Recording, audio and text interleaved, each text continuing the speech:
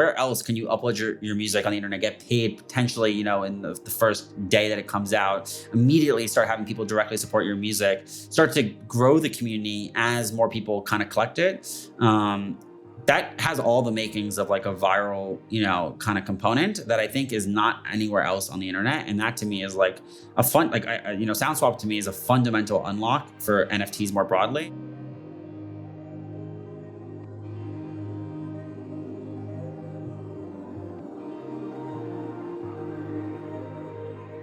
Episode 4 of the Invest in Music podcast. We're here today with David Greenstein. David Greenstein is the founder of Sound.xyz, a platform to buy and sell music NFTs. David talks about his background working at Atlantic Records, working for tech companies, and now more recently founding a Web3 music platform.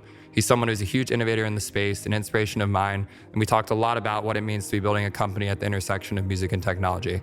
David's a close friend of mine, so without further ado, let's get into it. Episode 4, Invest in Music, David Greenstein. David, how are we feeling today, man? We're feeling, I always give the same answer, blessed and stressed, but feeling blessed to be on the Invest in Music podcast today. Well, it's been a busy couple weeks for you, man. I want to get into talking about some of the recent stuff that you guys have shipped. Obviously Sound has come a long way. And what has it been, a year and a half since you guys launched? It's been about a year, in between a quarter and a half, but who's counting? I think we're counting every day, man. And I think for me, I think it's really just interesting to go back to really the basics, like where did Sound kind of come from and how did you first have this idea to launch a collectible music platform?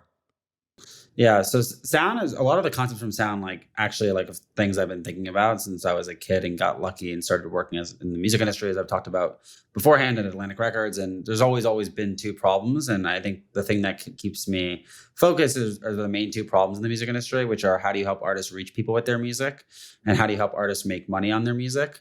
And I think that's really, really, really, really important because I think one of the things is I was very Web3 is obviously this new technology. It's really exciting. But you don't want to solve problems that don't exist. And I think for me, I was very adamant on making sure that we're solving an actual problem and that these problems in the music world were not new to Web3. They're the problems that have been around for the last, decades. And so, I guess Sound came out of, exploring kind of what are ways that we could help artists, incentivize people to discover new music because there's so much good music sitting on the internet right now.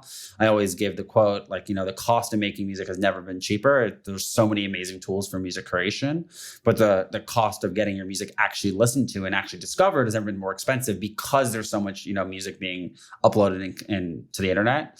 And so wanted to build something that could incentivize people to check out and discover and make it fun to support new music.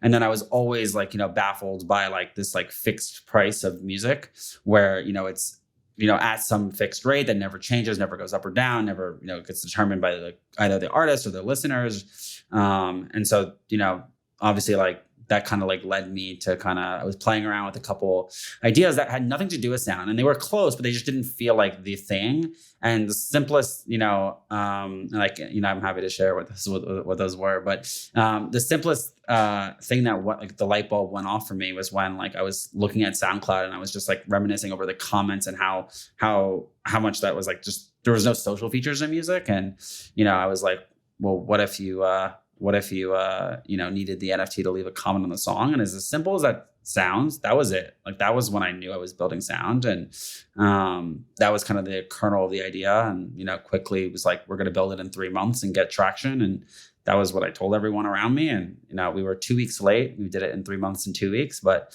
3 months, 2 weeks. And I'll never forget the site crash. I think it was December 7th with Oshi of 2021, but the site crashed the first day. And that's kind of been a blur ever since then. And now we're here. So that's kind of shout out Oshi. I feel like before we go super deep down the rabbit hole, I want to take people back. So you mentioned that you were working at Atlantic Records before you had founded Sound. Just from a high level, where did your love and your passion for music come from? And what made you even want to work at a place like Atlantic Records in the first place? Yeah. So two parts. One, music is actually something very personal to me. I think one thing that I don't ever really talk about is I was actually born with a fake left ear. So I actually have 30% hearing in my left ear. And one of the reasons why, I always wanted to go into music was like, I was always told like, hey, you can't really do music, or you have to have full hearing to be, in music. I tried playing, and it was okay at guitar and DJing.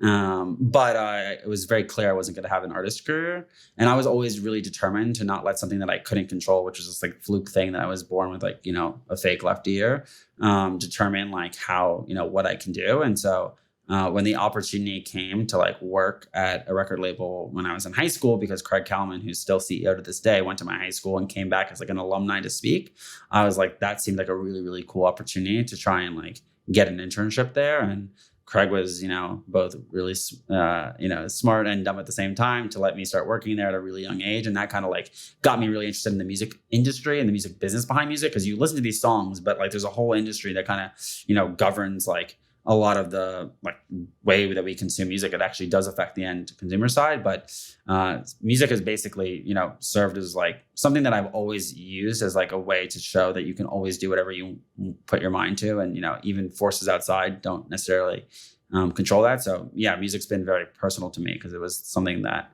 I was always told I shouldn't do. So it's been, and I don't like being told what to do. So it's always been me breaking rules and, just trying to do things that I didn't even know I could do. So. Well, let's set the scene here. How old were you when you started working at Atlantic Records? I got the internship when I was like, literally like he came to speak when I was a freshman. So I was like, must've been 13. Honestly, the weird part about these labels, like a lot of these people are still there. And I worked for this A&R named Gina Tucci, who's still now a senior director of A&R at Atlantic, and worked in Big Beat, which was like their electronic label that Craig had recently resurrected and had started many, many years ago, and just worked all throughout the summers, all throughout the school year, and like wrote my whole essay when I went to college on the music industry. Craig was like my reference letter. And so I basically was like all in on like the music industry. It was very obvious that like I had a passion for like where music was headed.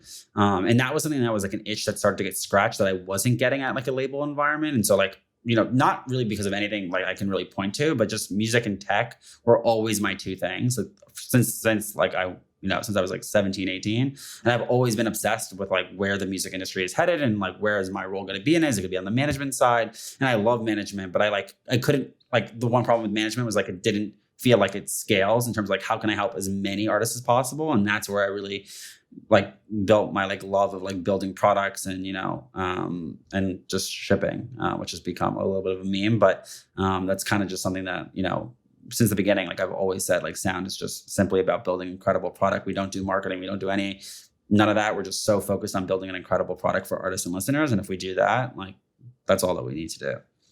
Do you remember what your college essay was about? It was something about like the disconnect actually between artists and labels, and like, some, about how like, artists want this like, creative empowerment, and, labels, sometimes have artists in things that are not creatively empowering. And, I always thought it was like some of the most insane concepts to me were just the idea that an artist can make music and not be able to put it out. And so looking for, again, very similar topics to kind of what is relevant with Sound today, but just creating new ways for artists to basically release music. And I think whenever an artist asks me about like what is the benefit of music NFTs and tying it back to where we are today, just the idea that you can raise creative capital in other ways besides going to, to a label is super exciting times for being an artist. And I think that's something that's really, really critical is when you only have one source of financing, they can dictate whatever terms they want, but the more sources of capital that are there for artists, the more, leverage they have in terms of how to navigate and choose their career. And I think that's something that's, literally been ringing true for me since the beginning. Yeah. And what I want to pull out here is I think it's a lot of people believe that Web3 is a gung-ho approach to just destroying the existing music industry. And what I find fascinating about your story is that you actually were inside of the label system for a very long time prior to even getting interested in Web3 or thinking about building a product in Web3 music. And I feel like that background has definitely helped provide a lot of context to the way that you built Sound from the ground up. Yeah, I think one thing I always say is if you're trying to change something, you better understand what you're trying to change first before you go in and try and change it. And so I actually think it's really, really helpful. I also think it's like, a bit of like there's no, it's never black and white. It's always a little bit of gray area. And so there are actually some incredibly talented people that work at labels, that are really forward thinking. Those people, and same with like, DSPs and streaming services today. And so it's really like, it's not that, it's more just about incentive structuring and how do you create incentives that like lead to positive actions and lead to a positive ecosystem. And that today is like, where I think, Web3 has an opportunity to kind of lay down that foundation for artists to basically, have creative control over their works, to connect with fans directly so that you don't end up in a scenario where artists don't, own their listeners. And that to me is the really, really exciting part, but it's definitely like, studying like every pixel of things like Spotify or understanding how label deals get done has definitely played a role because you have to understand the problems. And that's why I was so confident in Sound originally working, was like a lot of the feedback for the original version of Sound came from this Discord that we had with all the artists that ended up being on Sound and sharing, mocks and designs and saying, is this really a problem for you? And I mean, there were some earlier iterations of Sound, but like Clear Eyes or Marion Hill, Jeremy was the first artist that I talked to and like found him in like the Seed Club Discord. Was like, and I constantly hit him up saying, hey, what do you think about this? What do you think about this? And so it really, really like, part of it, like, you see obviously Sound got some interest, after we launched, but the real prep work was honestly done way before that. Just, the hundreds and hundreds and hundreds of hours of feedback from artists who are, again, why I'm so grateful and why I'm so, I always say it's a privilege to have all these artists, using Sound is like the amount of time and like, kindness they took to like try things out and be patient when we had the bugs and give feedback on the product is something that I never take for granted, and it's why we're always trying to ship more and do right by them. And so yeah, it's a long way to say is you're not changing anything if you don't understand what came before you. So let's zoom ahead here. You're basically in college, you're writing this essay about the music industry, you're working at Atlantic, you come out of school, and it's my understanding that you start working for a couple of tech companies. And without getting too deep into it, when you were coming out of school, did you have any ambition about wanting to be a founder, or what was kind of your mentality as you were leaving and wrapping up your degree?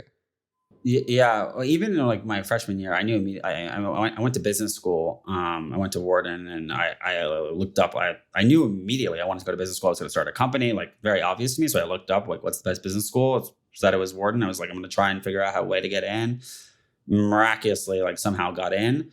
And then I got really confused because like, it turned out to be a lot more finance oriented than necessarily business oriented. And I was like, this isn't for me. Like, it's back to like, I don't love being told what to do. And so basically, like really went down an entrepreneurial path and joined every single, student venture capital funds, like entrepreneurship houses on campus, and really went down that rabbit hole. And when I was going out of college, I knew again, I was going to start a company, probably in music. Didn't know when, didn't feel like I was ready or, had the thing that I wanted to like devote my life to. And so I went to like I was like, I just want to go to the fastest growing startup out of college. And when I asked all my mentors and like advisors, they brought up a company called Open Door, which is like a real estate, tech company that IPO'd a few years back. And went there where I met, my co-founder. So a lot of things is like about taking chances and just not, the famous quote about like not knowing where things are going to go. And that's where I met, Vignesh and Kevin. And so who are two obviously core team members. And so, that was the one music thing that I didn't do, but it plays a massive role because, Sound would not exist without the contributions of both of them. And so that's something that's really important. And then I went to Pandora afterwards because I wanted to work in a music company. I was gearing up to do something in music and worked on recommendation systems there and, built a lot of the consumer, features on like the feed and, on the core radio app with this product called Modes. And then from there, I started a company that was like a small like TikTok analytics tool. I was again obsessed with like discovering like up and coming artists. Didn't end up working out, and then I was like, should I do another music company? At one point, I was like really on the fence because music is like I always say a very tough space. It's not the most exciting startup environment because of just like the rights management and you got labels and publishing and people can see you from like 90 directions. And I was like, but I just can't help it. Like music is the only thing that I think about all day long. Like let me try one more time. And that's where I like sat on the internet for like, most of 2021, just talking to anybody. And I had this pressure because I was like living in San Francisco at the time and my lease was ending. And I just wanted to like figure it out before my lease ended. And, I set a really hard deadline. I'm going to figure out my life before this lease ends. And literally right on cue, like right on August or September, like we raised, a seed round, and everything just kind of clicked. And so I sometimes do believe in like using forcing functions and manifesting things. And that was kind of, where it all came from. And yeah, I mean, as I said, like the rest has been history. Like it's been a blur since the last year and a half. So I feel like we have a lot of good context on your music background, and now a little bit more on your tech background. When did you first start getting introduced to Web3? And what were some of those first communities that you joined to even meet and understand the culture about the space as a whole? Yeah, I actually like back in college, like 2017 was when I started. I've always been obsessed with like trying any new, frontier tech. And I, started buying crypto and just like playing around with the, the technology stack when I was in college. And then, the bear market happened and I kind of just like forgot about it and just, kept all my accounts, but just like zoned out and went to go work at Open Door. And it was when I like was like thinking about what I wanted to build in music. And there were like, again, like there were only two problems that I wanted to solve, which is like, how do you help artists, reach the most amount of people with their music? And how do you help artists make money on their music? That I started to re-explore things from a product perspective. Because I think, buying crypto is totally different than building in crypto, two completely different experiences. And the reason like people always ask me like, why did I do this in Web3? And I always give two very like, what I think are logical answers, which are one, I wanted a fast, transparent, accurate global payment system for music. Nobody could name me a better, faster way than doing that outside of Web3. And then two, a lot of what I wanted to show is like, hey, this like social desire to say like, hey, I found this artist before you, which was already in the zeitgeist in terms of like people already, I talked like that, since I was a kid. And, we're a new company and how do we build trust with users? And, maybe if we do it in this like permissionless way where, even if sound shuts down, the proof that you discovered, Daniel Allen still remains. And maybe that will help us build trust with users. And that was like, those were the two simple reasons why we built in Web3. And, that's how we got here. I love that. And for those who have never heard of Sound before, I feel like we got a lot of context about you and your background. Talk to me about just generally speaking, what is Sound and how should people understand it as someone who's never heard of it before? Yeah. So Sound is a suite of like Web3 tools for basically artists to monetize and get their music discovered. We obviously have been basically like the leading market for music NFTs. And an artist can upload their song. Collectors can listen to it and discover it. When they collect it, they're essentially collecting like a digital vinyl. I always say digital vinyl is interesting for two reasons. One, the manufacturing cost to an artist is basically zero. And then two, if I have the world's biggest vinyl collection, you have to come to my house to come see it. But the beauty of the internet and the beauty of what's going on with music NFTs is you can brag and show off and, really make discovering music a social experience. And that's kind of what's going on here. So it's two sides. It's the artist side, which are obviously uploading music and, being experimental with putting out music and being free to create. And, on the listener side, it's the collecting side and being able to collect and, show off your music collection. So yeah. I'm going to give you a couple of questions that I get a lot because I want to hear your responses to them. Why would I collect a music NFT if I can listen to the song on Spotify for free? Yeah. So I think the main thing is like people sometimes don't think about it is like Spotify is a very inefficient way to support an artist through their music. So like I always say, like my time is my biggest resource. And if I want to give an artist $5 on Spotify, I basically have to listen to their song for like 30 hours. Much as I love some artists, I just don't have 30 hours to devote. I think music NFTs, are the fastest way to support an artist through their music, which I think is fascinating. Like there's no way, I always say, go on Spotify, find a song that you like, try and give it $5. There's literally nothing you can do. There's so much friction there. And so, music NFTs are a way to connect with the artist specifically through their music in a way that literally nothing today on the internet does. And then, I think the next layer down that down that questioning would be like, okay, like there's this thing Bandcamp, it exists. And I think there's a couple things about music NFTs that I think are completely different. One is like there really is social status with music NFTs in a way that like I've never seen like people showing off about, supporting on Bandcamp and, that becoming a social status thing. Two is this idea that you can like buy multiple and like pay more than like the listed price. And so that to me is like this idea of like being like a super collector and really being passionate about like how much you're collecting of that particular song or that artist. And then three, and I was saving this one for last, is the idea that you can like buy and sell these things and there's like a market around them is a completely different paradigm that's ever existed beforehand. And so, at the core, like there are all ways to support an artist with their music, and one's not necessarily better than the other. Like I think there's actually a home for like a lot of these things. But what I will say is like music NFTs are a fundamental difference than what's out there today, especially when it comes to streaming. And I think that's something that's actually glanced over is just how inefficient, because it's so, there is no way for an individual to really support an artist, with that besides streaming their music, but streaming their music is only, a very time intensive process. So I think this allows for just a lot more direct connection between the artist, the listener, and the song in a way that currently isn't in the market. And honestly, like was there with something like an iTunes a little bit. But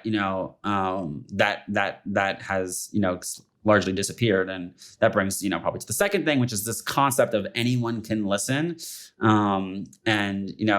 Collecting is valuable to own. And I think that's one of the critical differences is like the listening is like, because you're trying to maximize the reach of the music. And the moment you charge, anything to listen to the music, you obviously like, window the amount of people that music can potentially reach, which was a critical difference between, this and obviously like the iTunes era. So yeah, those are some probably a little bit longer, but some answers to that one. I think that's the hardest thing for people to wrap their head around is with iTunes, it made sense to buy a song for 99 cents because you had to buy it to listen to it. Yeah. I think now in an age when you don't need to spend really any money to listen to a song, this idea of wanting to spend more money on that song because you really love it or you have a connection with it, it's not very obvious for most, average fans or even most artists generally. And so I guess my question to you would be, how do you think about explaining why an artist would want to sell digital vinyls in a world where all those songs are accessible on Spotify? Yeah. So I think it's important to look at this from like an artist side and a listener side. On the artist side, like I think one is like the ability to raise creative capital without giving up and retaining 100% of your rights is a complete unlock that is, I think a really, really important. And I think probably the biggest value add to artists is they get this creative capital that they can then pour into their career. And, whether it's like on the personal side or on their music side, I think is super, super important because being an independent artist is certainly not cheap. And then also it's not, very lucrative, unfortunately. And so right now, like music NFTs are just like, a lot of artists make the majority of their income through music NFTs, which is super exciting and cool to see. I think on the listener side, there are three things that clearly come up. One is, social status and being able to show off.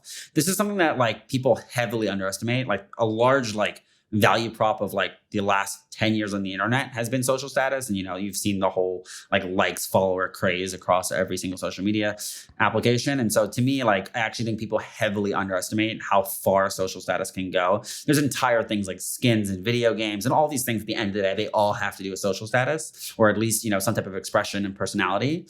And so I think that's something that's very, very, very important. Two is like, this, the utility word.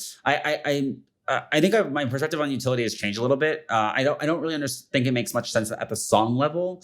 From the perspective of there's just so many songs, and it's like really a little bit weird to me to like give specific utility for each song. I think it makes complete sense at the artist level, and so I think what you're going to start to see is like artists are essentially going to be saying, for my top 100, collectors across all my songs or my top 100 earliest collectors across all my songs, here are some special things that I'm going to do for you. And that's going to be very clear for that listener, that collector, why they want to collect, because it's like at the end of the day, the artists, their time is super scarce.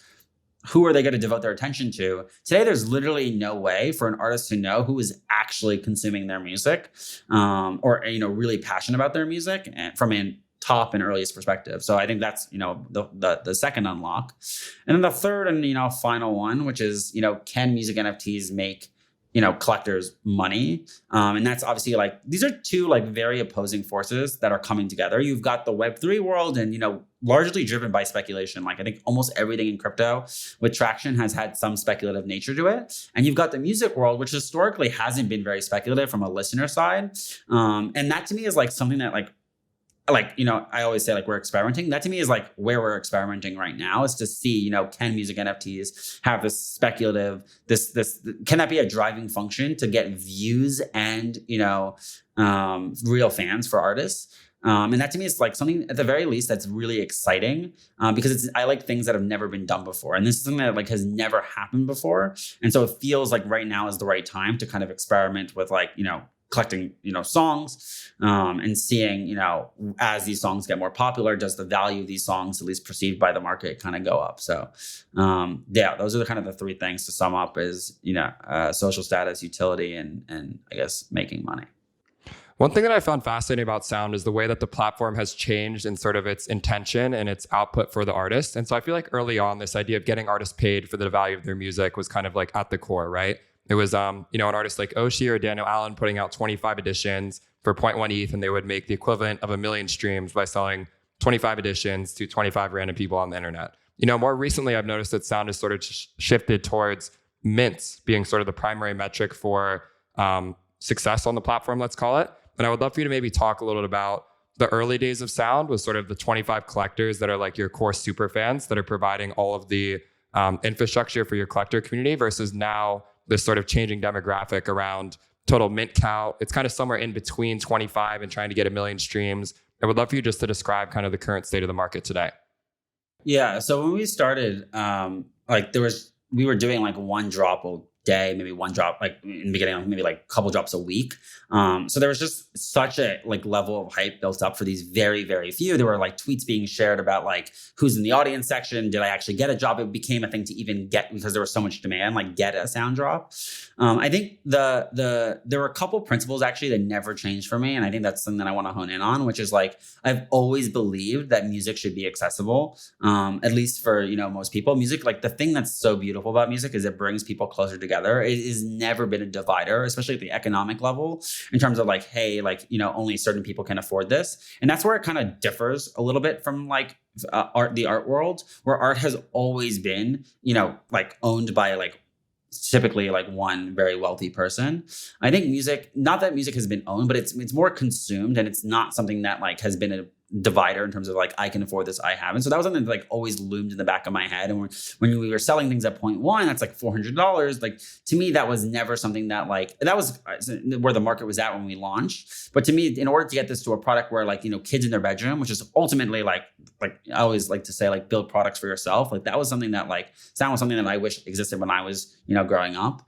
That was something that like I knew I would never be able to support, buying multiple $400 purchases, right? In their, in their bedroom. And then the second is, I think I've always, as I said, like it's about getting as many like, people around the music as possible. And, with 25, with 50, with 100, you're essentially limiting the microphone. And that's something that has been bothering me for a super long time is, this pressure to like get a lot of mints when the song initially sells out. And, I think partially due to Sound, like because these things were selling out so quickly, which a little bit was like, I'd love to take like credit for it. That was a little bit of like a shock to even me. I was like, of course I want them to sell out, but like, who cares if it sells out in a second or a day? And so when these things were selling out before I could even blink, I was, just very taken aback by like the market reaction. That was like, kind of like the signal, like, hey, maybe we're onto something. But to me, like, I think, one thing that I really want to see with the market is like, how do we have music really, really, really, really like grow as that, community kind of gets bigger. And to me, one of the fundamental flaws with the original model is like, you basically pick this price or this quantity, and then it's just frozen, and it kind of just like limits the growth of that community around that song.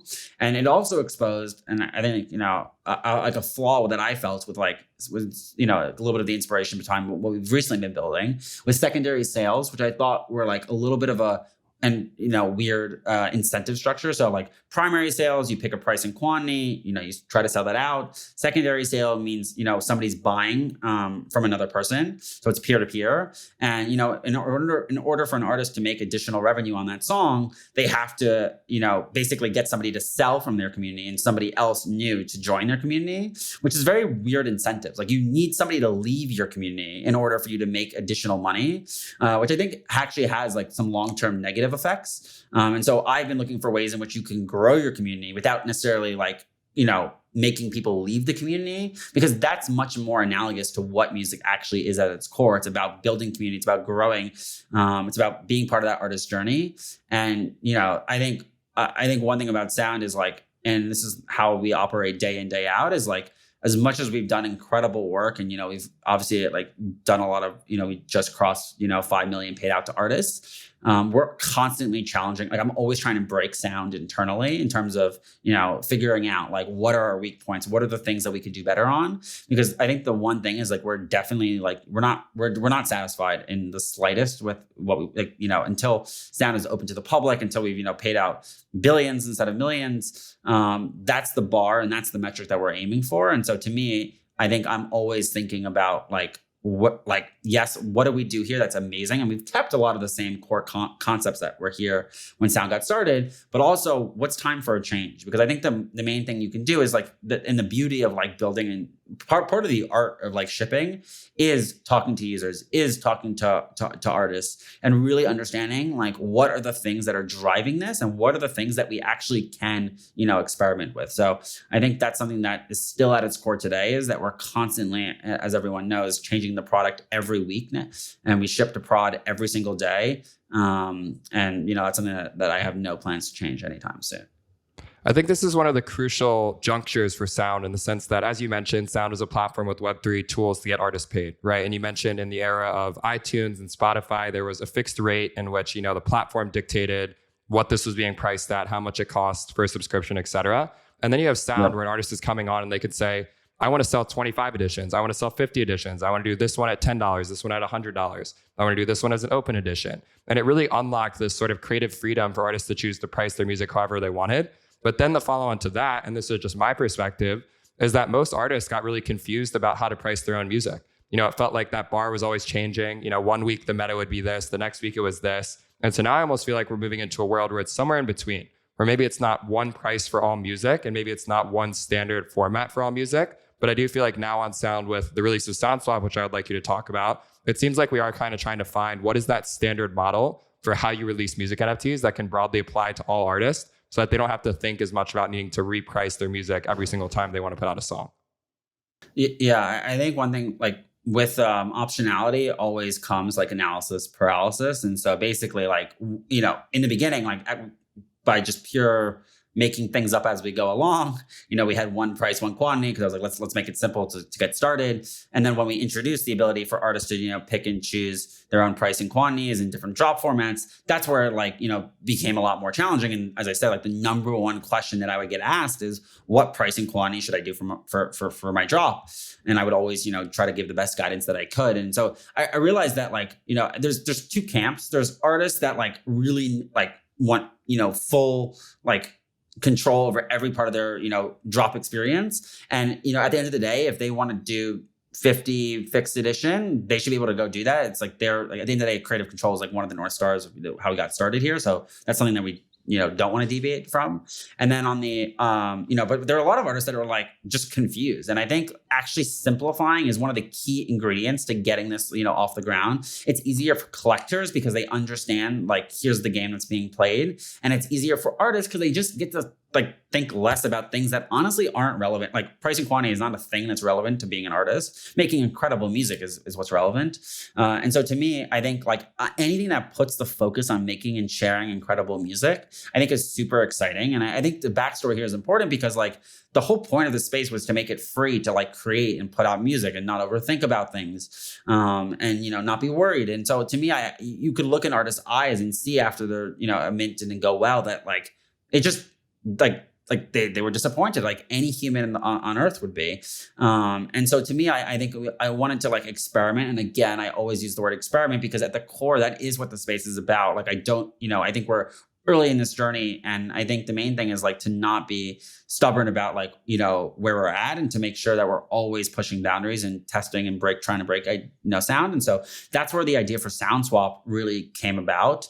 And so SoundSwap is basically, the dream was like, can we have artists not think about price and quantity? And can we have collectors be able to buy and sell in one click? That was the original, inspiration. And so in order to do that, there were three main things that we wanted to solve. First is, make music accessible and have artists think less about price. So let's have this thing start at a low price so that it's affordable for people who are there when the song comes out. And, you should basically if you're there when the song comes out or early, you should pay a cheaper price. Two, and this is probably the hardest one to figure out, it drove me insane that these communities were basically frozen after a fixed point, when the purpose of music is to kind of like, how do you make growing the community essentially like a really glamorous thing instead of a negative thing, which is what I felt it was perceived beforehand. And so I wanted these drops to be able to grow. Like I didn't want to have this idea of selling out. I thought it was very odd that, we were saying music is sold out. Like I always say, like, we're just getting started. Music is, all songs are just getting started. They can reach, like, they can have ups and downs. They can go viral today. They can go viral 20 years from now. They can go viral multiple times. Like, I think it's really weird to put like such a finite thing when it comes to something like music. And then three is like, this is obviously a little bit more pertinent to Web3, but like when you buy and sell, sometimes there's not one available. Sometimes the price is too expensive. How do you basically make it as easy as possible for a collector to basically buy and sell any song? And that's where the idea for SoundSwap came about. And the core of it is we basically, are doing an open edition for 24 hours at 0.005 ETH, so about $8 to $10. And then after the 24-hour period, the price starts to rise as more people buy. And, it unlocks like one-click sell as more people buy. So there's, more, basically we're taking a percentage of the proceeds from each additional mint after the 24-hour period and putting it in this, liquidity pool that people can basically buy and sell again. So essentially it's one-click buy and sell for music NFTs. And that's kind of the goal and kind of the UX experience that we're like looking to kind of unlock here. But from a broader perspective, the most important thing is that artists can grow their drops, take a drop that would have done 10 or 25 and grow it to a drop of 10,000. And that to me is like a very critical unlock that hasn't, been there beforehand, because that drop today or previous to SoundSwap would have just been frozen at 10. It would have had no chance. It's never going to reach, be collected by that many people. And to me, like I got, again, tired of like music NFTs being treated like TikTok videos. And this isn't even about music NFTs. This is like all NFTs. It's like very hype driven. Like, how do we get as many mints as possible? Or you pick this really scarce quantity that can't ever grow. And so to me, I think there needed to be a lot more flexibility and like room for an artist to find time to get this audience around their music. And if it gets traction in the first 24 hours of the first week, that's amazing. And we should totally celebrate that. But if it takes them 6 months, that's also amazing. And that's also, I think this idea that like, I wanted to just remove the pressure from artists having to think about. And that's actually much more analogous to like where, the music world is today. And I think for all the problems and, things with Spotify, there's something that they got right, where like they don't, you can always get more streams. There's no cap on the number of streams that you can get. And so to me, this is something that like, even if an artist is at 10 mints today, they should be able to get to 10,000 mints whenever the time comes. And that's something that, I think I'm really, really excited by SoundSwap. And, we launched last week and had some pretty exciting results with Rio's drop. And, there's couple hundred people that can one-click sell right now, and the price is almost doubled. So it's just really, really, really exciting to see that level of experimentation with music and music NFTs kind of leading the way. I really like that word, removing pressure, because this is something that I see a lot in my day-to-day, talking to artists and kind of telling them about music NFTs and why they should join.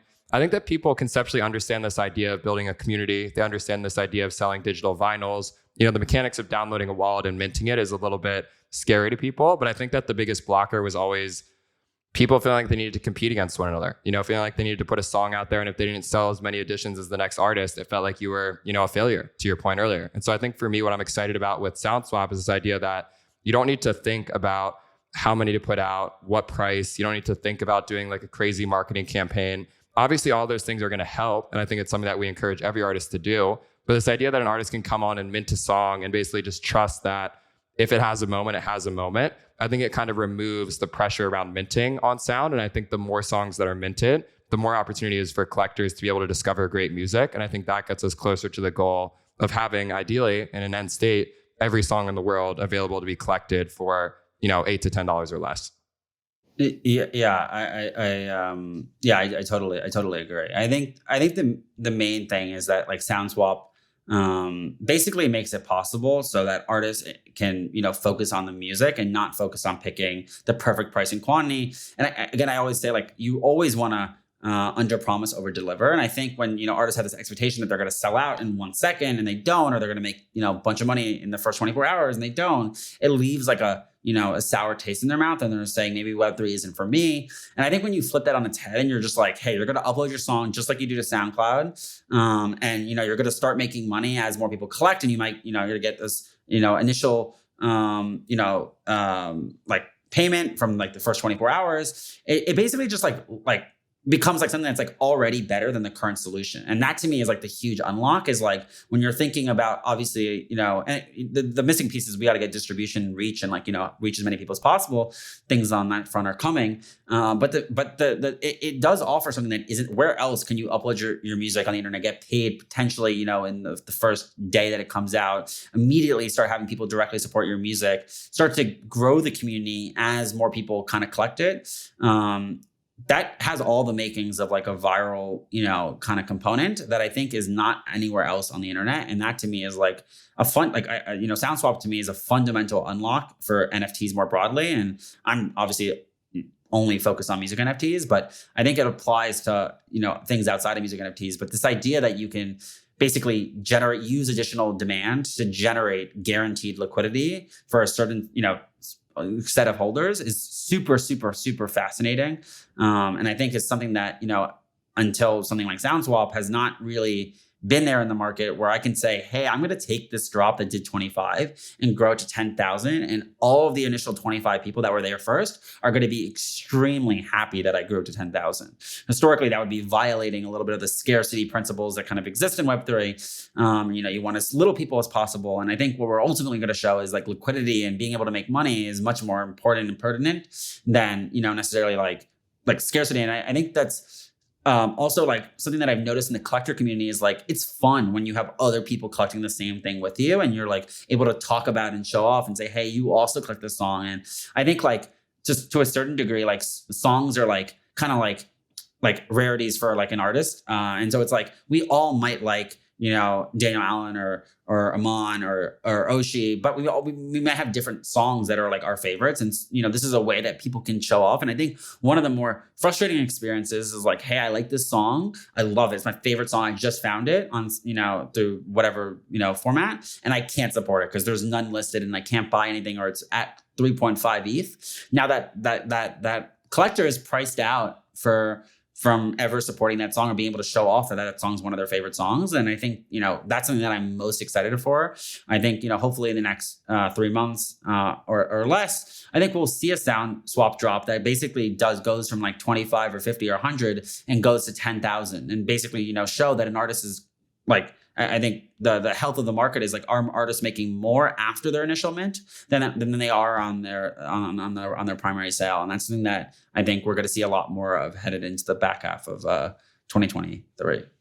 What do you think that we need to do better to make that happen? Because I think from my perspective, what you commonly see right now on Sound is that an artist does really well their first 24 hours, especially if they do a good marketing campaign and they talk to partners and different artists and they do Twitter spaces. You'll see artists have a lot of success in that first week, let's call it. But then there seems to be sort of a drop off where secondary sales slow down. There's not really as much interest in older songs. It's really all about newer songs.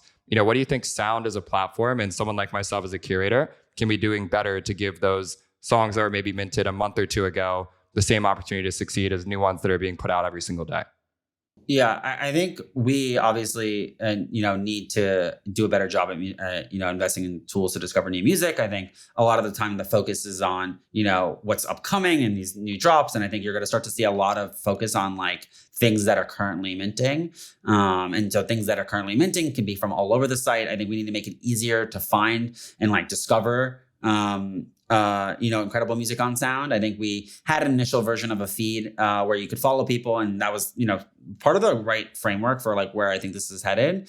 But we need to make it a lot easier so that, you can basically, just listen to new music on Sound, and, things that you haven't collected yet, things that you maybe don't even know existed or can be minted. And, where we've been, working on a few things that are coming soon that I think will really, really, really, really help with the music discovery experience. I think one thing I can do is I can say like anyone, I think we're minting this podcast, right? Mm-hmm. That's right. I think right. Well, anyone who collects this, we'll give a little alpha to.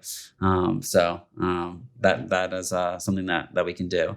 But yeah, I think it's Sound, and this is something that like I get like this is what fires me up in the morning is like we've done a terrible job because we've been so focused on the minting experience in terms of investing in discovery. And so to me, I'm not really worried because I'm like we haven't even like got started. We're not even off the ground in terms of building really fun listening and discovery experiences. And I think that to me is like where I think a lot of this like secondary demand is people don't even know that these songs exist once they fall off the homepage. And so, yeah, I think that's something that I think we need to do a much better job at. And then two is we need to really, really, really improve Web3 is not an excuse for poor user experience. And I think over the next coming weeks, we're about to dramatically, change the onboarding experience for people. Previously, you obviously had to create a crypto wallet. But probably by the time this episode, comes out, you'll be able to sign into Sound with an email, shortly adding, credit cards afterwards. So you'll be able to pay the credit card. And so I think, to be honest, we need to bring down these barriers so that people can support. And I think, if they want to become a hardcore, crypto user and get their own wallet, et cetera, afterwards, that's incredible. And they should be able to go do that. But right now, like we need to get the curiosity. Cause I think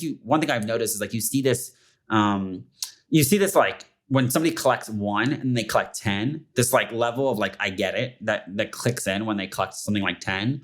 And I think as many people as we can get to that 10, 11, 12, I don't know what the, number is just yet, but there's definitely something in the water there. I think is definitely how we build this like strong community around, collecting music. So I think those are probably the two things is really invest in the listening side and then, and discovery side. And then two, making the onboarding and UX just like on par with any, like at the end of the day, like it should be interchangeable. I always use the example, like if you want to understand how like Instagram works, you can go research and Google that. But like, the average person has no idea and doesn't need to know. Today, it's too like at the forefront. You need to understand every aspect of Web3 in order to like, engage with the product. And I think, I think that's not the best way for like getting people who are just genuinely curious and then getting them to dive in deeper at a later date. That's right. I really want to spend some time talking about this idea of Sound going public to all artists and all collectors. But before we do that, you touched on something that's really relevant here. You mentioned Sound being sort of this protocol that allows you to mint music and allows you to use things like Sound Swap. You mentioned that we're going to be minting this podcast. And I think one of the reasons why I'm so excited about Sound as a platform and as a technologies, I think that it's very applicable to all types of media.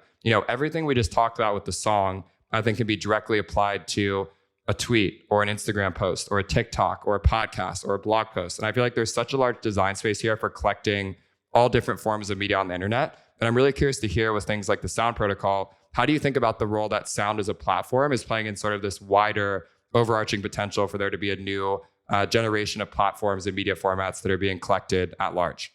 Yeah. So I always say like, in terms of like looking at the broader, like, creator media landscape, like music is always my entry point because that's the thing that I'm most passionate about and that's the thing that I'm only focused on. So when we're building Sound, like we are truly only focused on music because I think the opportunity to serve artists and help artists is so large. I think what's really, really cool about having a permissionless protocol that people can build on top of is you can start to get people experimenting with podcasts and you can get people experimenting with like their own upload tools, like Bonfire.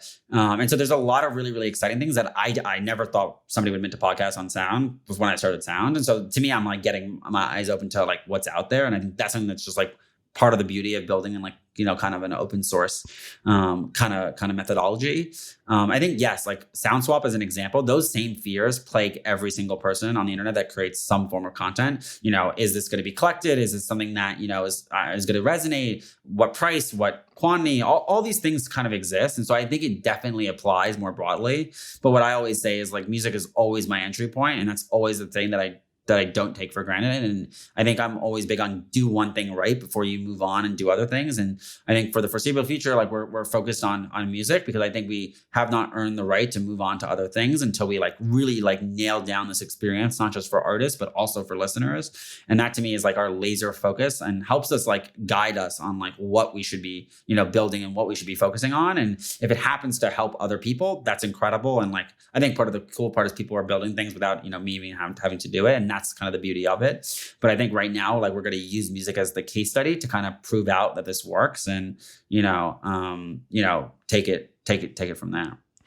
It sounds obvious, but Sound being a music platform that's focused specifically on building music tools is very powerful. I see people all the time when they hear about the word NFTs going, okay, should I just mint my song on like OpenSea or something like that? And OpenSea is great, don't get me wrong, but OpenSea is not a music platform. I think part of the exciting part of this next chapter of Web3 products in general is you have teams building for content specific verticals. Like you said, Sound is specifically being built for music. That doesn't mean that it can't be used in other formats, like you mentioned with the Sound Protocol minting podcast. But when it comes to the primary focus of you and the team, just building the best music product possible is really, really important. And so to kind of turn that into, go ahead. I was just saying, like, that was something that I got like almost like not laughed at, but like I definitely like wasn't something I found like very, interesting when I was starting out Sound. There were so many teams and builders that I talked to that told me that music was way too niche and that they were focused on like broader creators. And, for me, as I said, like music was the thing. I believe in solving problems. Like I believe in working on things that you're passionate about. And I was only passionate about music. And so I never deviated from like, I was willing to, live and die by building music. And so I saw so many teams that like told me that music was this niche thing, then end up building a music because it was one of music NFTs had so much, commotion, I'd say, in kind of the Web3 space, which I found very like, I think is like just more, I always like to say like, just believe in like whatever you believe in, like build for it. And even if people tell you no, or it's too small, there's probably something there if you really believe in it. And don't be like persuaded by like this broader trying to go too big too quickly. Cause I do think that like the niches are where, a lot of the innovation happens. And I think that's something that really helped with Sound is that it was so clearly built for musicians. It was so clearly a music site when you went to it from the beginning that it made it stand out a little bit more differently than, some of the other general purpose ones. And I think, to be honest, like that's something that like I think has helped us, really understand who our user is and who we're building for. And, I think over, as I'm sure you've seen, like the product continues to evolve into a really, standalone music product. And I think that's something that, I think I totally agree. Like it's a complete competitive advantage to be super focused and know who your users are in the beginning. And that's something that I still hold true to this day. I agree. And I think taking it to that first topic I mentioned about Sound going public and open to everyone, it's a two-part question. The first I have for you is, what do you think needs to happen for Sound to be public to everyone? And the more important question is, what do you think happens when Sound goes public? How do you think that changes from the culture that's being developed today, sort of the level of relationships you guys have with all of the artists that you're working with?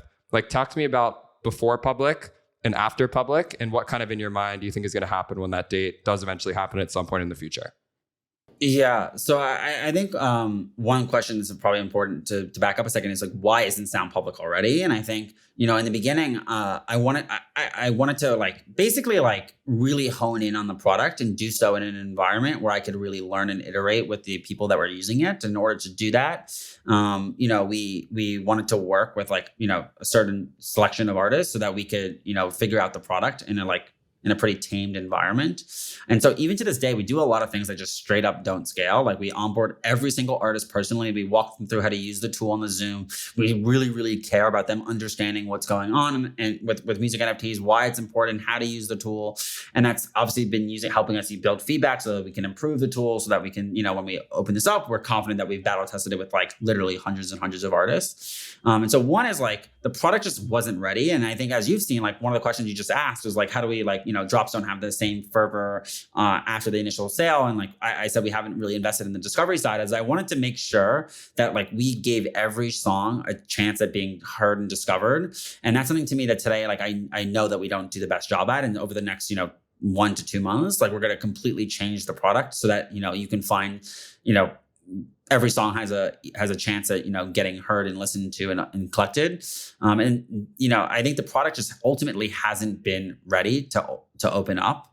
And I think like, just like I was, just like an artist, like wouldn't rush a song, or wouldn't put out a song that isn't ready. Like I didn't want to open up Sound before it really felt like we had a chance to do right by artists. And I think, that was something that has been really core to me. At the same time, since the beginning, we've had these conversations. I've told you, like, I've never had interest in keeping Sound curated. I've always said, like, Sound is, these tools are for everyone. Every artist should be able to monetize and experiment with their music. And we're going to get Sound open, or, we're gonna fail trying. And I think that to me is like always been our North Star. There are a couple of things that have never, like, I've always been very adamant about music should be accessible for all. I've been really adamant about Sound is open for everyone. And I've been really adamant about, like, artists should be really free to create music and have full creative control. And so those are things that, like, I'm never deviating on. And so Sound, is going to get open. It's going to get open in the next 3 months. And, I just put that out there. So, now we got to go make it happen. And yeah, I think, what I think, changes about Sound is, I think, I think you want to just give every artist a chance to basically get as many mints as possible and take as much time as they need to get those mints and reach those audience. I think right now Sound is missing a few features, and I think one of the things we wanted to do, obviously, Sound Swap, which was like, that was like putting our foot in the ground, saying, hey, we're not going to have this culture focused on sellouts. We're going to make it a lot more sustainable for artists to basically put out music and not have to be worried about it. 2 is like, we're working on the UX side of things. On the user experience side of things. So people can sign in really easy formats and pay in really easy, known formats. And then 3 is like the listening and discovery experience and making sure that people can find every single song on Sound. And then 4, which is the most boring one, but we still got to call it out, is one of the big reasons we didn't open up Sound is people are obviously going to upload some songs or audio that isn't necessarily theirs. And that obviously can slow us down, because if we get into any legal, situation, it's going to affect my ability to ship. And so we obviously want to put our best foot forward into how do we prevent people from uploading content that isn't there. And so we're looking into, a bunch of audio fingerprinting things to prevent uploads that are blatantly not that person's audio. Because, at the end of the day, anybody trying to monetize music that isn't theirs, directly goes against our whole idea of getting artists paid. And so to me, we want to make sure that Sound can handle the volume to get, all these songs, or as many songs as possible, heard and paid by as many people as possible. And that day is coming sooner than people think. 3 months until Sound is open to the public. You heard it here first. So I don't want to hold you to that, because that feels like a tall task, but live and die by it. Yeah. If I'm putting it out there, this time we're gonna hold it, and we're gonna get it done. So I think that's something that, I think it's gonna force us to kind of grow up as a company. And I think what I'm really excited about is, that's when the game really gets started. I don't even think beforehand, the game has got started. But I think this one thing I will confirm is, like, 100% we made the right decision, because I can't even imagine to kind of keep it curated to how we got here. Because I can't even imagine just the amount of like it would be nightmarish to communicate the amount of changes and, things that we've done. And I think that's part of the privilege of like that we have right now, is that we've been able to work with this smaller set of artists who have been incredible partners and giving us feedback and iterating on the product and just being so patient with it. And I think the main thing is, when we get this open, we want to make sure that this is an experience that, like, people really, really, really, really love. And I think that's something that, I hope rings true. And I hope everyone, sees the level of, like, effort and care and, like, thought that went into every little pixel of the product when we get this thing open. I want to shift gears for the last 10 minutes of this podcast. We're coming up on the hour. First of all, just for context, how old are you, David? 28. 28. How does it feel to be shaping an entire generation of artistry? I mean, I don't think that we talked a lot about in this specific episode, but to me, when I think about part of what makes Sound so special, is it feels like there's a demographic of artists who are literally building a career on the back of sound.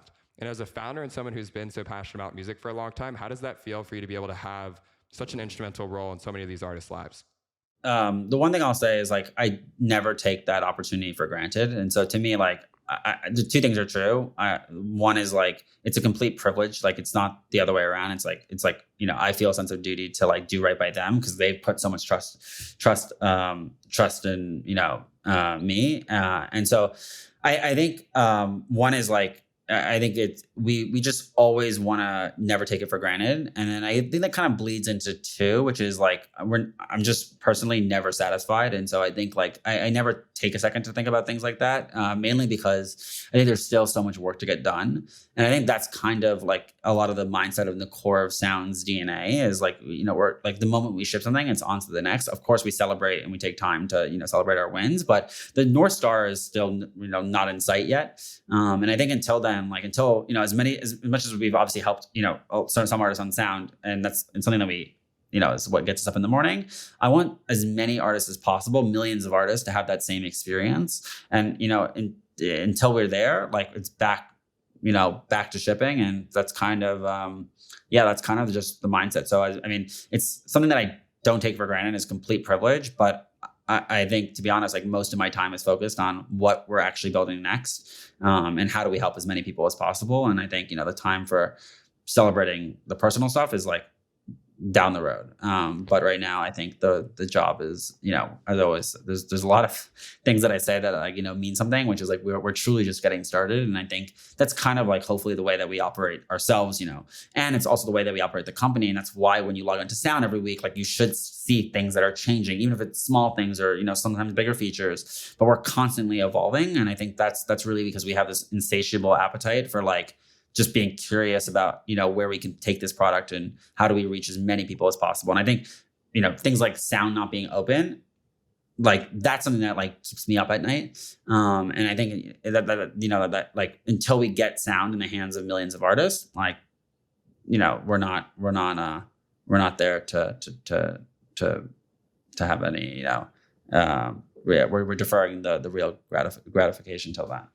Yeah, but I want to take a second just to acknowledge how incredible it is about what's been built in the last 2 years, let's call it. I think as someone who's been living in the music world for the last 10 years of my life, it really feels like there's now a shared focus and a purpose here. And I think so much of life is really just about finding meaning in what you're building and trying to connect your professional ambitions with what drives you personally. And the one thing that I've really just loved about Sound and why I think that, I can't answer this for you, why you're so passionate about it, is going back to the beginning of this podcast. It sounds like working with and breaking artists was always a passion of yours. And you've now found a way to put that into your life on a day-to-day basis through the product that you've built. And I guess to turn that into a question, how do you think about the advice you would give to other founders or people who are in your position about just looking for life advice in general and how you've been able to shape your life to really reflect your personal ambitions and purposes?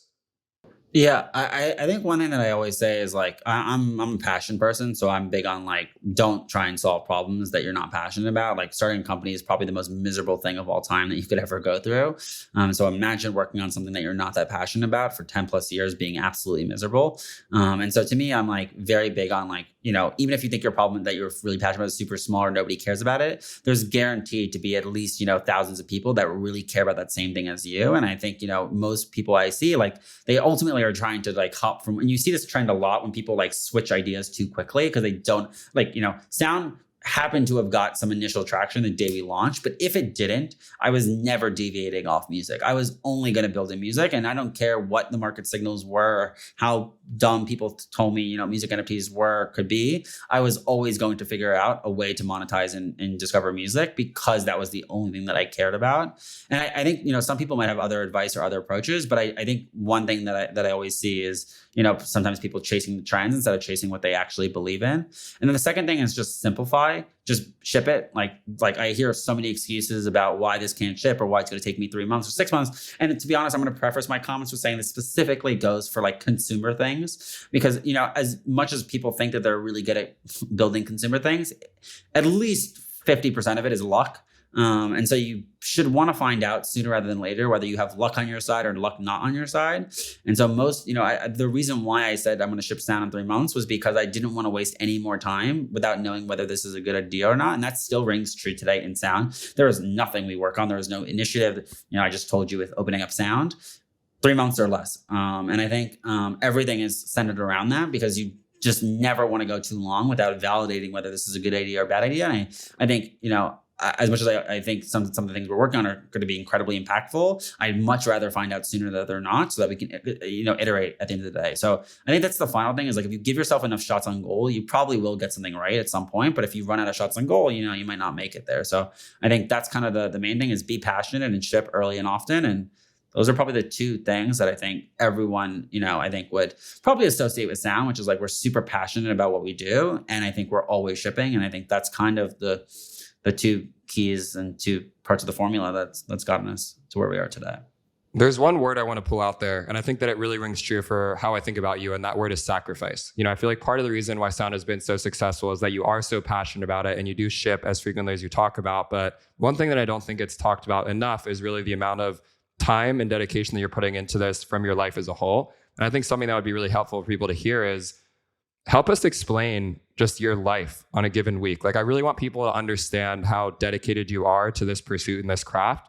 I hear from other people about you going into the A16Z office and working 7 days a week and really putting your blood, sweat, and tears into this. And this isn't to say that you need to work every single day or like burn out or anything like that. But, I just want to take a second just to give you an opportunity to talk about the sacrifice that you're making from your own personal life to see this product really be the best thing that it can possibly be.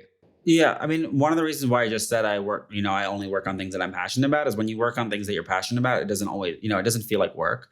And so part of me is like, even if you told me that I didn't have to work on sound, I would choose to do these things anyway. Like, this is like, that's why I always say it's a privilege to work on sound. I'm never sitting there like bored or why am I working on this, et cetera. And so to me, like, I work as hard as I work because I genuinely love what I do. And like, that's something that like, it may end up being like lots of amount of time, but it doesn't feel like that. And so I think the main thing is like, the moment I wake up, I'm always, I always make myself available for like any artist on sound. And so as long as I'm like awake and working, like I'm always, I can't help it. Like, I'm always thinking about like, even if it's not directly like, necessarily something with sound or a meeting, I'm still thinking about like, hey, how are ways that like, again, I can break sound? How can I improve the experience for artists? And so to me, like, I think that's really like one of the main things is like, the talking to artists, getting the feedback. Those are things that I love to do anyway. And I think, I as I said, like, I think I've always wanted to find a job where it didn't feel like I was working. And that to me, like, is somewhat sound. There are definitely good days and bad days. And, there's a lot of times where I definitely am like frustrated or, I think like anything else, as I said, being a founder is not, I wouldn't say it's the most fun job, but I will say it's like the most rewarding in terms of, actually, as you've pointed out, having one artist that says that they can pay their rent or like, pay off some bills because of something that we built is like something incredibly just powerful and something that I don't take for granted and want to duplicate that experience for as many people as possible. And then the final thing is like, I don't do this alone. And so I am also blessed with like having like an incredible team to do this with. And I think that's also the thing that keeps me going is like, the thing that like motivates me more is I don't want to let down the people that, work at sound. I don't want to let down the artists that believe in sound. I don't want to let the collectors who trusted sound, and use the product. That's honestly what drives me is doing right by all three of those stakeholders. And I think if we do right by those three stakeholders, we're gonna be okay. So I think a lot of the credit honestly does go to the entire sound team. And I think it's by far the best team that I've ever had the privilege of working with. And it's like an honor to like build alongside them. And, I think one thing I always say is like, find great people that you like would love to work with. And if you work on an interesting problem, like it's not gonna feel like work. So, yeah. And I mean, maybe getting a little bit esoteric here for a second, I think that the opportunity to bring on additional responsibility into your life is really a blessing. I think for so many of us, we get so caught up in our day-to-day lives that we forget about the impact we're having on the lives of people outside of us. One thing that I just really respect about you and Sound as a company is that it's very much a team sport. For you individually, you as a CEO, You're building a company where you're paying salaries to employees that are living on the back of sound. You're building a platform that's paying artists to be able to pay their rent. You're building a platform that goes out to collectors and curators like myself who want to have a new advantage with music. And I think this opportunity to really add responsibility to your life and really elevate your highest form of self through the company that you're building is something that really cannot be understated. And so I guess to turn this into a little bit of a closing question here, I feel like you're out here building and shipping tools to help artists every single day. What can listeners who have made it this far into the podcast be doing to help you either individually as David or Sound as a company to really help accelerate the growth of the space as a whole? Yeah, I think there's one thing, which is like, go make an account on Sound, and collect an artist music, and collect maybe multiple, and DM me feedback on what we can do better, and I will guarantee to respond. And I think that to me is like, let's get as many people as possible just curious and build this culture of basically making it fun to support and discover music. And if we can do that, then we can have as many artists as we can possibly find, being able to make a full-time career off their music, which was the original like North Star of Sound. It was like, how do you make, when an artist tells their parents, hey, I want to be an artist, how do you make that like as reasonable and like stable as like somebody wanting to be a doctor or being a lawyer? And that historically, like there's been this like almost like undervaluing of like creative works, and it's almost like this sacrifice that you have to like not make money. And I think we're in the best time that I think I've ever seen for basically independent music and for independent artists to basically take control of their careers and basically just experiment with their music in new ways that have never been before possible. So I think the number one way is just log on to Sound and collect one music NFT, and hopefully that leads to the 10. And anything that you see that you think we could improve on, DM me on Twitter, and I'm going to be right there in the DMs responding. So I'm going to take that one step further because I love that answer. But knowing that we are an hour and 8 minutes into the podcast, I believe that people who are still here with us have probably made a Sound account. They've probably collected an NFT before, and they're probably pretty tapped into this vision that we're building. To specifically the super users and the collectors that we see in these group chats every day, to the artists that we see in these group chats every day, what is the most meaningful thing that they can do given how much they've already invested in the space to really help take this to the next level from where it is today? Yeah, I think the main thing is like music. Like one thing about Sound is like I've always said, like we need to turn music into the pie is growing instead of the pie is fixed, and we need to split the pie. And so to me, like I think one thing I'm not satisfied with is like I want to show that we're continuing to like grow the community, grow the amount of money being paid out. We're bringing new collectors in. And I think it's really important that we actually don't make this a space where it's only the same 10 people. And so I think to the extent that, a lot of artists are friends with other artists and bringing their friends in and explaining to their friends why, but the onboarding problem and like, all the things I talked about, like at the end of the day, I'm one person. And I think as many people as possible that can help us spread the word and help us, bring in either new collectors or new artists into the space and just get them curious. I think at the end of the day, like I never believe in forcing people to do something they don't want to do, but what you can get them to do is at least, try it one time or get curious about what's going on.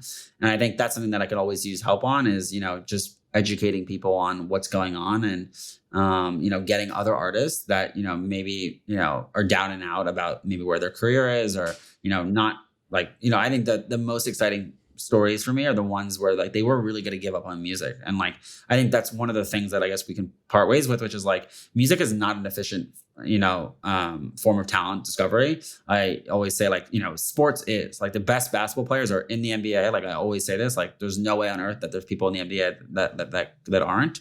But with music, there are so many talented artists that are just not yet discovered or haven't found their audience or aren't making a full-time career of their music. And I think that's something that like I always approach when somebody DMs me or I meet an artist. Like they, a lot of the times they say crazy things like, I might be the next Drake or whatever. And they honestly might be telling the truth because that's how inefficient talent discovery is. So I think the main thing is like, how do we keep pushing artists and keep having them believe in themselves and, make sure that they know that, that people are there to support them and want to keep seeing them create incredible music. 100%. I'm going to take the other side of that and say, don't be afraid to build a brand around being a curator. I think the biggest opportunity right now is that there are going to be millions of artists that join Sound. But I also think something that's really interesting to highlight here is that if you're someone who's fresh out of college, if you're someone who's in college, and if you've listened to this podcast to this point, you're clearly passionate about what's going on here. And I think the biggest intention for me, and really the source of why we started the Invest in Music podcast, is to show that there are new career paths being defined every day for people who are not artists, for people who are just fans of artists, for collectors, for contributors, for writers, for curators. And I think one thing that's really going to help take this whole space to the next level is it's not only about you going and collecting your favorite artist, it's about you telling someone else why you wanted to collect your favorite artist in the first place. Because I think for me, what I'm starting to recognize now is the last year and a half, I've been so focused on talking to artists and getting them to put music on Sound. As David said, in the next 3 months, Sound is going to be open to the public, and that's always going to be a challenge. I actually think the bigger issue right now is helping bring new collectors into the space, and it actually being less about telling an artist that to mint a song on Sound. I think the equally valuable thing now is going to someone that you see at a show next to you and asking them if they would ever collect a song and explaining what that conversation means. And so I haven't really figured out what that through line is to really get the fans really bought into collecting music at scale yet. But I think something that's equally as important in getting artists on board is really figuring out how do you actually bring the next generation of collectors on board, and how do you, as someone who's passionate about this space, position yourself to be capturing some of that attention once that starts to happen. I totally agree. And I think something I've been saying recently is like collectors are creators too. And I mean, and how do you basically, I think one of the things, like Sound was like the original kind of curator of sound. And basically like, how do you get as many like curators of music as possible? Because that's honestly the only chance you have at like, somewhat creating this like democratized world of music discovery. I think that's probably the biggest thing that's missing today with music, is that there's like usually one set of ears or one company's ears on, something like music discovery. And, a lot of these major playlists in the industry are run by humans, and humans are incredible, except for the fact that every human has 2 ears. And so there's only just so much music that you can listen to. And the more people that we have that are trying to find and discover music, who have different tastes and different backgrounds, the better. And I'm looking forward to, seeing, that, the amount of, collectors should always be magnitudes more than the amount of artists. And I think that's something that I do also believe will drive the next iteration. I want to go on record here in closing and just give, a word of thanks. I want to just say that Sound has played such an instrumental role in my life and my career. It was a huge reason why I started Coop Records. It was a huge reason why we started Invest in Music. I want to give a quick shout out to Sound for being a sponsor for the podcast, the first one to happen in its inception. And honestly, man, it's just such a critical moment in our lives and our careers. And I just feel really thankful and blessed to be sharing this time to really help figure out and solve these problems, because we definitely don't have all the answers. But what I think I'm really, excited about is just sharing these conversations with people such as yourself that are so passionate about figuring it out. It feels like a no-brainer to me.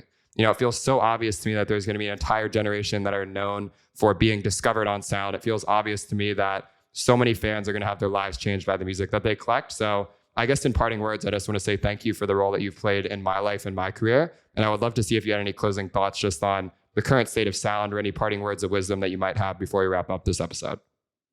No, I think I've left a lot of it here, but one thing I will say is like, Sound's done some incredible work so far, but there's so much that we want to, improve on. And I'm not satisfied with where things are in the state of the market. And I think the main thing is like getting Sound open in the next 3 months is a very big challenge ahead of us. And I think the one thing I want to see is like, I want every kid in their bedroom collecting music, as soon as possible. And I want as many artists as possible being able to make, a living off music NFTs. And I think if we can do that, and, we can make music NFTs so explainable that anyone on the street can understand why they would want to collect it, then that's when, ultimately, our job here is done. And I think until we get there, I think one thing I want to shout out is like, it takes nothing as a single person or company effort. It takes an entire village of people to make this happen. And I think one thing that's been really exciting is just seeing other like-minded people or, organizations like yourself be super passionate about collecting music and be there right side along us to basically support artists through their music. And that's something that I also don't take for granted. Like all the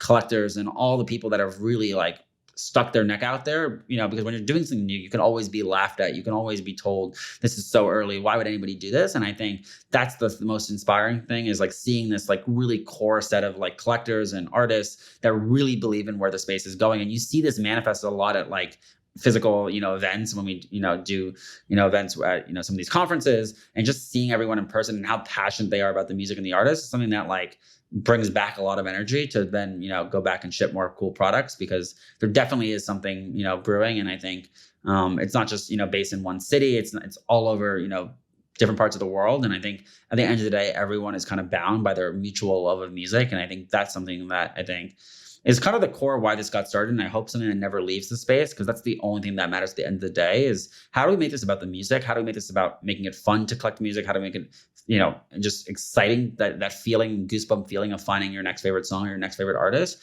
How do we bring that to as many people as possible? And how do we make it, so that an artist is free to create and can always put out the music that they want to put out whenever they want, however they want. So that is the way we can wrap up this. Well, I think that's a really good place to leave it. And David, I would say in closing words, where should people stay up with you individually, and where should people stay up with Sound as a platform? For me, pretty much everything's on Twitter. So dgreenstein1 is my Twitter handle, and then Sound is Sound.xyz_. That's the main place that we kind of communicate all updates, and then obviously going on to Sound.xyz, the website, and just logging in is the best way to keep up with the product. And I always say, you can read about things, but the fastest way you can understand what's going on is to start using the product and trying it. And I think hopefully everyone likes what's about to come in the next couple months. Also, give a quick plug to Sounds of the Week, the new newsletter that you guys launched. If you're looking for a way to get all of the songs that are dropping on Sound delivered to your inbox, highly recommend hitting that subscribe button. I couldn't have said it better myself. I love it. Well, David, thank you so much, man. This was fantastic. Excited to see what we do, but 3 months until Sound's open to the public. So we'll end on that note. And I appreciate you coming on the podcast, man. Perfect. Let's make it happen. All right, guys. Cheers.